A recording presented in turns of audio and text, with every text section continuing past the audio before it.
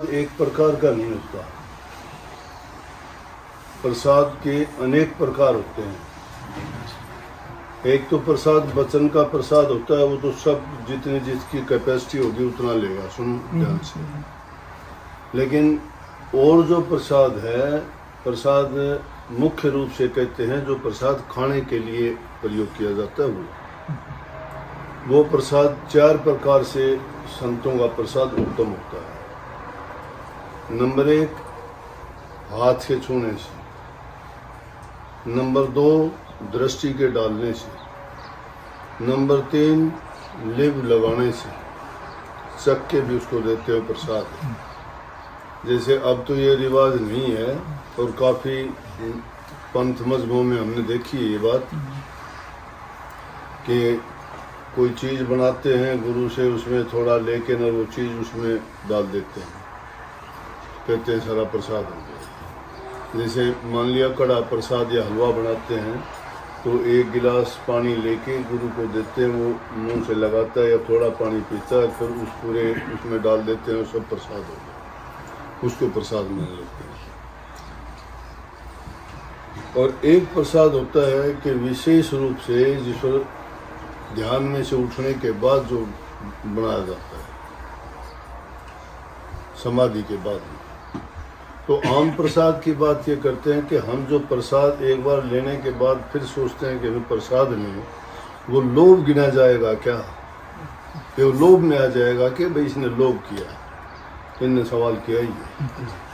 तो लोभ की बात यह है कि वैसे तो संतों से जितना प्रसाद मिल जाए उतना उत्तम है। और वैसे जो इन्होंने बात कही वो है प्रसाद का, तो एक किणका एक दाना भी मिल जाए तो भी बहुत है, वो प्रसाद है। एक दाना भी। आपको याद होगा दुर्वासा ऋषि एक बार आए और उन्होंने कृष्ण जी को नीचा दिखाने के लिए कहे कि हमें प्रसाद लेना है। द्रौपदी से कहने लगे दुर्वासा ऋषि प्रसाद लेंगे, अब क्या करें, शाम का टाइम हो गया। तो उनके पास एक ऐसा बर्तन था कि जिसमें थोड़ा भी कुछ लगा रह जाता ना, दिन छिपने से पहले वो कितना ही प्रसाद उसमें बना लेती।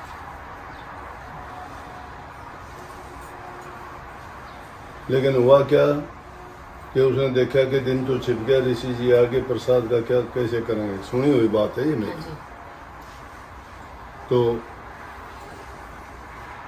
वो तो कह दिया कि नहाने के लिए जाओ। तो बर्तन में देखा कि अब क्या करूँगा। कृष्ण जी बोले देख लो फिर भी कुछ भी। तो कहते हैं उसमें एक दाना लगा हुआ मिल गया, उसी से उसने पूरा भरपूर प्रसाद दिया। तो प्रसाद में प्रसाद देने वाले के गुण भी होते हैं। प्रसाद में जब विशेष दृष्टि डाल के दिया जाता है, वो एक चीज़ के काम नहीं आता। आपने जिस चीज़ के लिए वो प्रसाद बनवाया उसी के काम आएगा। कोई रोग बीमारी के लिए बनवाते हैं, कोई ध्यान अभ्यास करने के लिए बनवाते हैं, कोई संतान के लिए बनवाते हैं, कोई कुछ अपनी बुरी आदत छोड़ने के लिए बनवाते हैं कि हमारे अंदर जो बुरी आदत है वो प्रसाद लेने से छूट जाए। और संतों के प्रसाद में बहुत ताकत होती है। आपने मंसूर का नाम सुना होगा। मंसूर की बहन का नाम मंसूरी था, और वो एक महात्मा के पास जाती थी, और महात्मा से इसमें अपनी स्त्री जाति में प्यार ज़्यादा होता है, श्रद्धा ज़्यादा होती है, दया इनके दिल में ज़्यादा होती है। तो क्या किया कि वो रोज़ाना प्रसाद लेके जाया करती है महात्मा का शाम के टाइम। और वो दूर रहते थे जंगल में, वो अपने ध्यान में होते थे, वहाँ उसको प्रसाद देके वापस वो उससे बचता वो खा लेती और आ जाती। तो लोगों ने ताने देने शुरू कर दिए मंसूर को, कहने लगे तेरी बहन तो इस तरह से साधु के पास जाती है, उनके ख्याल विचार अच्छे नहीं। तो मंसूर उसका पीछा करते हुए गया। एक दिन सोचा कि आज मैं जाके देखूं इसके बारे में ये बात कहते हैं, अगर कोई बात मिली तो मैं वहीं कोई ना कोई फैसला आज करूँगा। उस दिन थोड़ी देर भी होगी, ज़्यादा अंधेरा हो गया, कोई आंधी तूफान आने के कारण वो लेट गई, वो उसके पीछे पीछे छिप के गया। जब महात्मा को वहाँ कुटिया के बाहर बैठ के उसने प्रसाद जिमाया, उससे जो प्रसाद बच गया वो प्रसाद उसको दे के कहने लगा, बेटी ये ले, ये प्रसाद तू ले। वो उसने देखा भी नहीं, कहने लगी, जी ये प्रसाद मुझे ना दे के वो आया है मेरा भाई, उसको दे दो। उसको पता भी नहीं था कि इसको कैसे पता लगा। वो आया, उसने जब देखा कि ये मेरी बहन को बेटी कहता है तो दुनियादारों का क्या कहना है, वो तो क्या की क्या बात मान लेंगे। जिनकी दृष्टि में दोष होता है वो दूसरे इंसान को अच्छा नहीं सोचता। ये इंसान की एक तुच्छ बुद्धि का काम है। जिसकी जैसी भावना और विचार होते हैं दूसरे में वैसी बात सोचता है, क्योंकि उसका सोचने का दायरा उतना ही है। तो उसको महात्मा ने कहा तो वो कहने लगी, आज तो इसको दे दो। अपने भाई का कल्याण चाहती थी कि महापुरुषों का शीत प्रसादी बोलते हैं कि जो लिब लगा के प्रसाद दिया जाता है या उनका झूठा छोड़ा हुआ प्रसाद है, वो अगर किसी को दे दिया जाए तो बहुत उस पर प्रभाव डालता है, उसका असर करता है। उसने प्रसाद लिया और प्रसाद लेते ही उसके अंदर के पर्दे खुल गए। कभी ध्यान नहीं किया, कभी कोई नाम जपया नहीं, कोई अभ्यास नहीं किया, लेकिन क्योंकि महात्मा उस समय समाधि से उठे थे और समाधि से उठने के बाद जो प्रसाद लिया था, उस सारा का सारा प्रसाद इतना उत्तम और उच्च कोटि का प्रसाद था कि वो रूहानी दर्जों का बयान करने लगे। और उसी टाइम उसने एक नाम बोलना शुरू कर दिया, अनल हक, अनल हक, अनल हक। अनल हक का हिंदी में मतलब होता है सोहम, और सोम का मतलब होता है कि तू भी ब्रह्म और मैं भी ब्रह्म, कि तेरे में और मेरे में कोई अंतर नहीं है। मुसलमानों का राज था, अनल हक कहना बड़ा जुल्म था। लोग कहने लगे खुदा बन गया, राजा के सामने पेश किया, फतवा पढ़वा दिया, कहने लगे इसको सजा दो, ये खुदा बन बैठा, इसको चौराहे में गड़वा दो और इसको जो भी आदमी उधर से आएगा वो पत्थर मारेगा इसको। चौराहे में उसको खड़ा कर दिया, जो भी लोग वहाँ से गुजरते सबके लिए ज़रूरी था कि उसको पत्थर मारेंगे, अगर कोई पत्थर नहीं मारे उसको भी सज़ा मिलेगी। मंसूरी भी आई। अब पत्थर तो उसने मारा नहीं, तो उसने धोखे से कि चलो उनको ये लगेगा कि इसने भी मार दिया, एक फूल उठा के मार दिया। लोग जब तक पत्थर मारते रहे वो हंसता रहा मस्ती में, क्योंकि वो उस नाम के रंग में इतना रंग गया, उसको शरीर की सुध नहीं थी। मस्त था कि शरीर को चोट लगती है, मुझे क्या लगती है, मैं तो ऊंचे दर्जे पे बैठा हूँ, रूहानी दर्जों। लेकिन जब मंसूरी ने उसको फूल मारा, मंसूर रोने लग गया। वो कहने लगी, भाई दुनिया पत्थर मारती थी, शरीर पर आपके खून निकला हुआ है, चोट लगी हुई है, जब तो आपने आज तक नहीं किए, मेरे फूल लगने से ही। बोला ये लोग तो अनजान हैं, ये लोग तो अज्ञानी हैं, इनको नहीं पता कि मैं क्या बोलता हूँ, क्या कहता हूँ, मेरी दशा क्या है, मैं किस दर्जे पे पहुंचा हुआ हूँ। ये तो मुझे गद्दार मानते हैं। बोला कि आपको तो पता है कि मैं झूठा हूँ या सच्चा हूँ, मैं जो बोल रहा हूँ ये सही है गलत है। बोला बात तो सही है, लेकिन दुनियादारी के रीति के मुताबिक अगर मैं ऐसा नहीं करती तो राजा मुझे भी दंड देता। तो सिर्फ प्रसाद के लेने से ही लोगों की सारी जिंदगी गुजर जाती है, उस नाम का अभ्यास करते करते, साधना करते करते, हर चीज़ का संयम रखते रखते, और उसको सहज में ही वो चीज़ मिल गई। महात्माओं के ये मौज होती है तो उसको जो प्रसाद मिला, प्रसाद मिलते ही अंदर के पर्दे खुल गए उसके। और बल्कि कहीं है, अगर है शौक मिलने का तो हरदम लो लगा ताजा, अगर है शौक मिलने का तो हरदम लो लगा ताजा, ये धागा तोड़ दे तस्बीह किताबें डाल पानी में। किताबों को तस्बीह जो फेरते हैं, माला होती है, इसको तोड़ दे और किताबों को पानी में डाल दे, इनमें कुछ नहीं रखा, क्योंकि सारा चीज अभ्यास में कही है। अब दुनियादारों को ये बात कही जाएगी तो उनको गुस्सा आएगा। ये धागा तोड़ दे तस्बीह किताबें डाल पानी में, मसायक बनकर क्या करना मसीकत को जलाता जा, अगर है शौक मिलने का तो हरदम लो लगाता जा, न रख रोजा न मर भूखा न जा मस्जिद न कर सिजदा। सारी चीजों से इनकार कर दिया ना, न मर भूखा न रख रोजा न जा मस्जिद न कर सिजदा, वजू का तोड़ दे कूजा शराबे शौक पीता जाए, अगर है शौक मिलने का तो हरदम लो लगाता जा। ज्यादा मैं नहीं कहूँगा, इतनी बात ये उसी मंसूर के बारे में कही है कि मंसूर ने अनल हक कबीर साहब की बाणी में आया है, दीवाने क्या गाँव है घर दूर, दीवाने क्या गाँव है घर दूर, अनल हक को पहुंचा सूड़ी चढ़ा मंसूर। अनल हक को उसने नहीं छोड़ा, लेकिन सूड़ी पे चढ़ गया। तो कहता है दीवाने क्या गावे घर दूर, ये बातें पूछना, ये बातें बढ़ाना, ये सुनना, इनमें सिर्फ क्या है, ये रोचक बातें हैं, दिल बहलाव का काम तो करती हैं, लेकिन इनमें वो चीज़ नहीं है जो चीज़ हमें खोजनी चाहिए। वो चीज़ खोजोगे तो अंतर में ही मिलेगी। क्यों इन चक्रों में पड़ते हो कि प्रसाद क्या करेगा, पानी क्या करेगा, ये वो क्या करेगा, ये बातों से नहीं, करनी। स्वामी जी महाराज ने इसीलिए कही, ये करनी का भेद है नहीं बुद्धि विचार, बुद्धि छोड़ करनी करे तब पावे वो कुछ सार।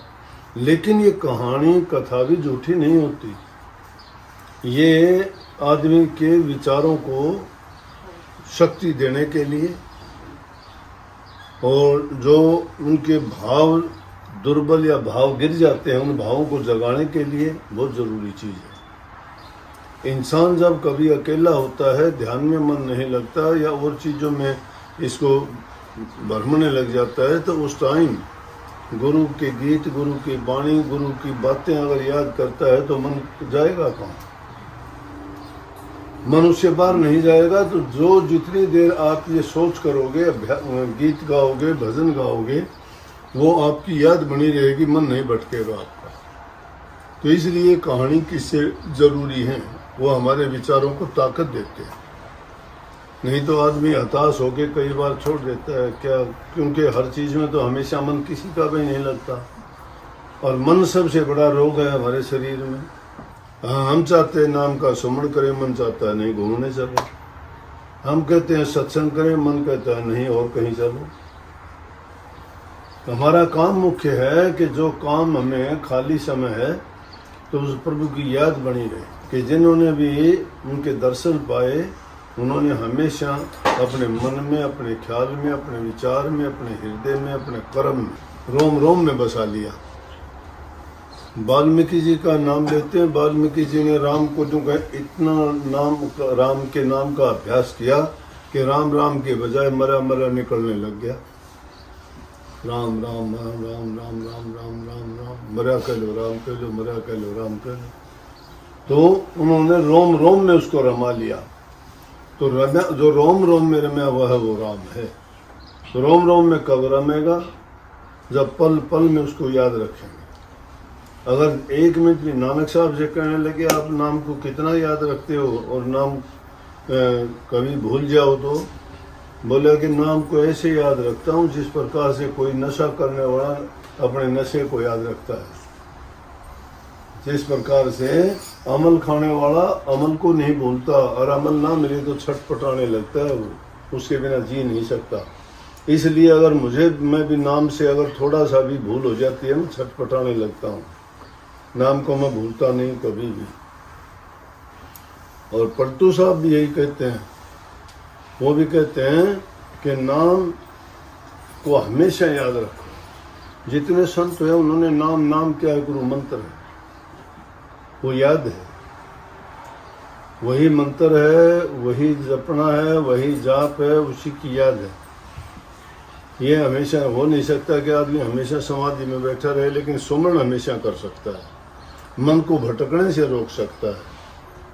मन तो भटका देगा, 1 मिनट में भटका देगा, परंतु संसारिक वासनाएं जब बढ़ जाती हैं तो आदमी हर चीज में फिर तो वो बैठ जाएगा। चाहे प्रसाद की बात हो, खाने की बात हो, घूमने की बात हो, जाने के आने की बात हो, वो फिर उस चीज से दूर होता चला जाएगा।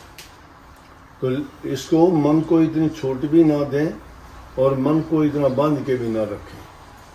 हाँ, उसको मन की ताकत से ही हम सब काम करते हैं, इसलिए उस मन को सही रास्ते की ओर लेके जाओ। जब सही रास्ते की ओर मन चलेगा तभी हमें फायदा होगा। ये भी नहीं कि मन को हम रोक देंगे। मन रोक देते हैं तो कई बार नहीं कहते, कोई लोग कहते हैं मेरा मन मर गया। मन मरता नहीं है कभी, मन नहीं मरता है, ना इच्छाएं मरती हैं, मरनी चाहिए भी नहीं।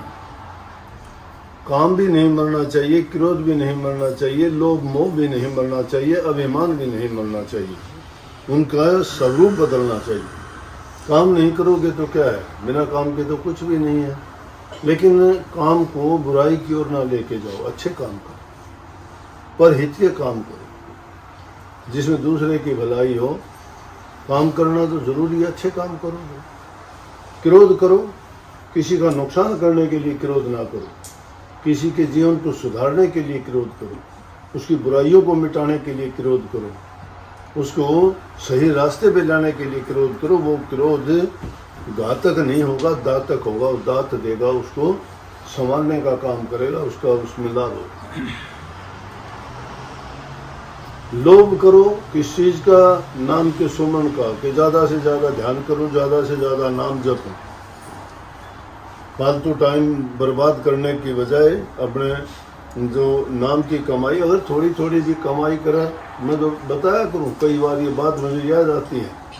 जब पहली दूसरी क्लास में पढ़ा करते थे, कायदा आता था, जब पहले अक्षर सीख लेते थे ना, फिर उसके बाद एक कायदा होता था, छोटे छोटे पाठ होते थे, साधारण से, मात्रा नहीं होती थी। और उसमें था एक एक यदि पैसा जोड़ो तो तुम बन जाओगे धनवान, एक एक यदि पैसा ईंट जोड़ो तो तुम महल बना लोगे, और एक एक यदि अगर अच्छी आदत, एक एक अक्षर सीखो तो तुम बन जाओगे विद्वान।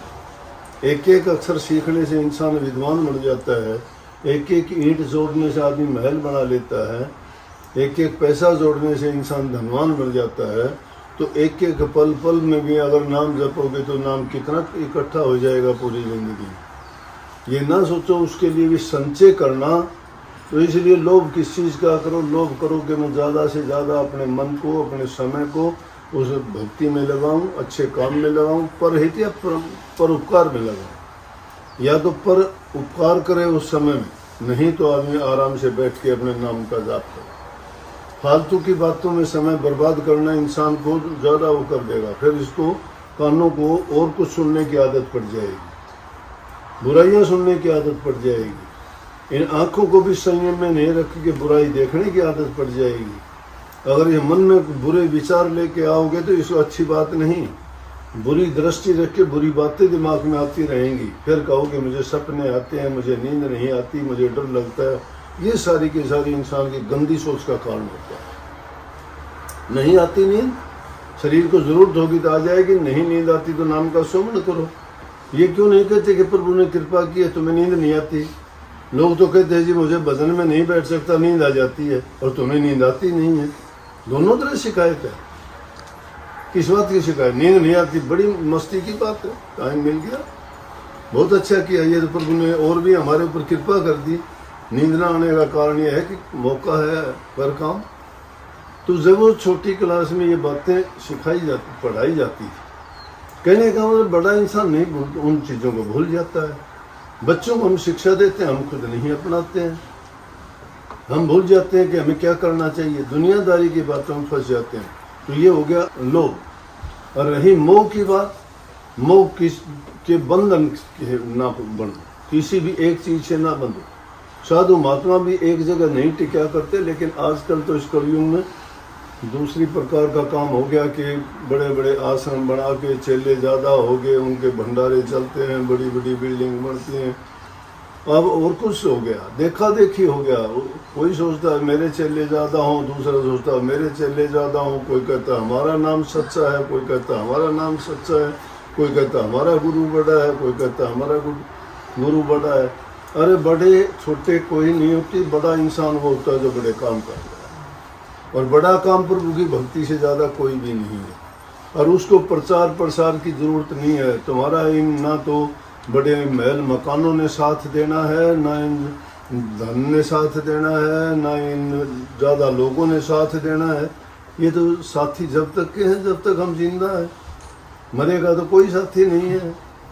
शमशान घाट तक साथ जाएंगे, फिर सब वापस आ जाएंगे। इतने प्यारे नहीं है कि हमारे साथ कोई मर जाए जल के, कौन किसी का है। लेकिन इंसान को संयम रखना चाहिए, शांति रखनी चाहिए। एक अकेले दुनिया में आए हैं, एक अकेले जाएंगे यहाँ से, अपना कर्म साथ जाएगा। इसलिए कर्म क्यों बिगाड़ो, कर्म अच्छा बनाओ। कर्म जिन्होंने बिगाड़े थे उनके तो आज तक बेइज्जती होती है। राम ने कर्म बिगाड़ा, आज तक जलाते हैं उसको। दुर्योधन ने कर्म बिगाड़ा, आज तक गाली देते हैं। जिन्होंने अच्छे कर्म किए, उन्होंने चाहे नीची जाति में भी पैदा हुए, नीच कर्म किए तो भी उनके नाम लिए जाते हैं। क्योंकि नीचे से ऊंचे जब बने कि प्रभु की भक्ति करी। कर्माबाई ने क्या किसकी भक्ति करी थी?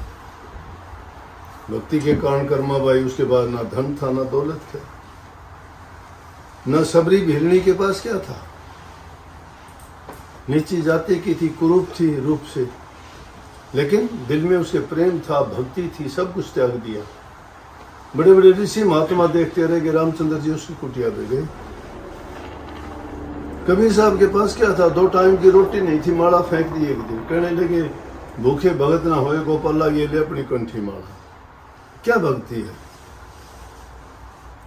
दुनियादारी की बात देखे तो नहीं।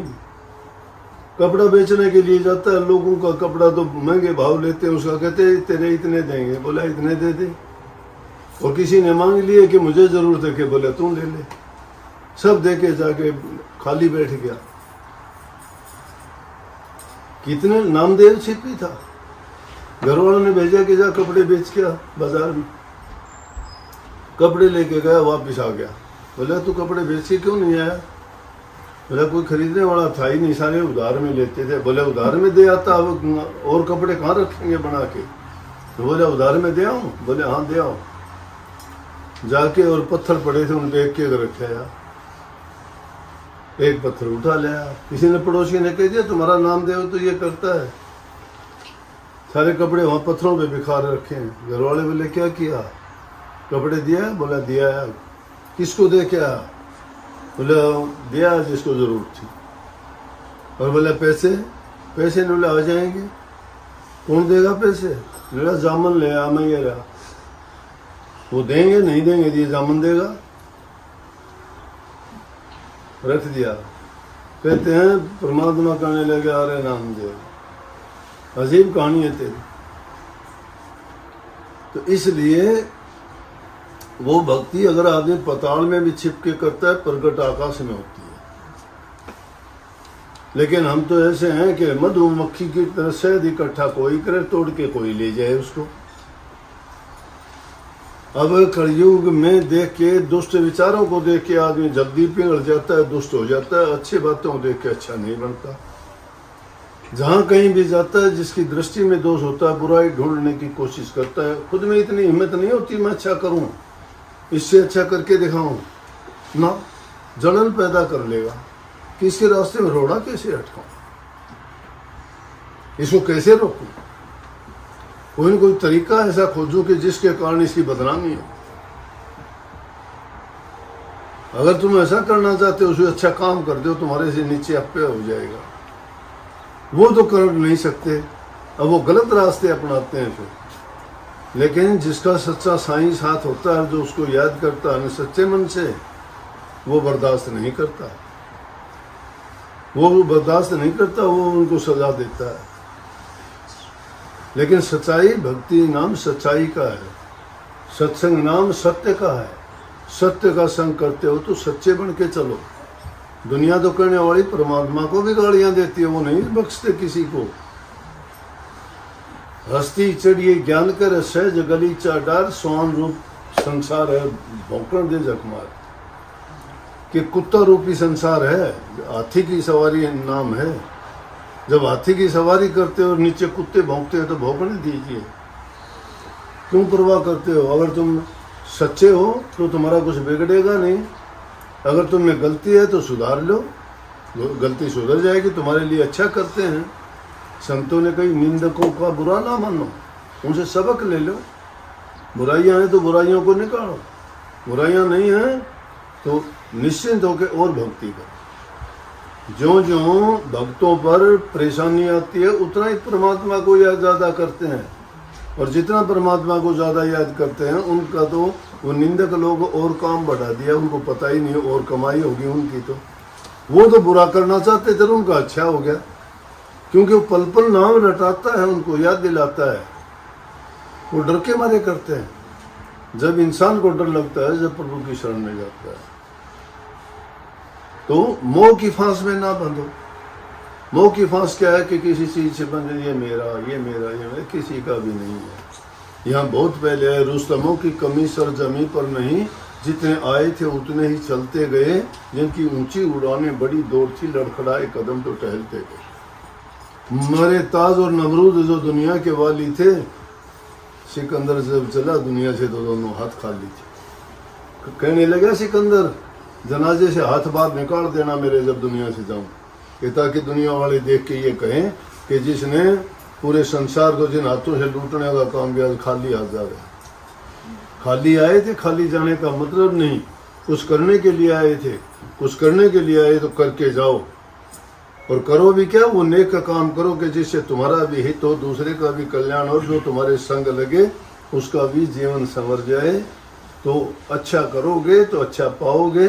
सदगुरु की कृपा सब पर यूं ही बरसती रहेगी। मौज तुम अच्छा करने की कोशिश करो, बुरा करने वाला अपने आप पछताएगा और अच्छा करने वाला मौज मस्ती मनाएगा। सबको आशीर्वाद।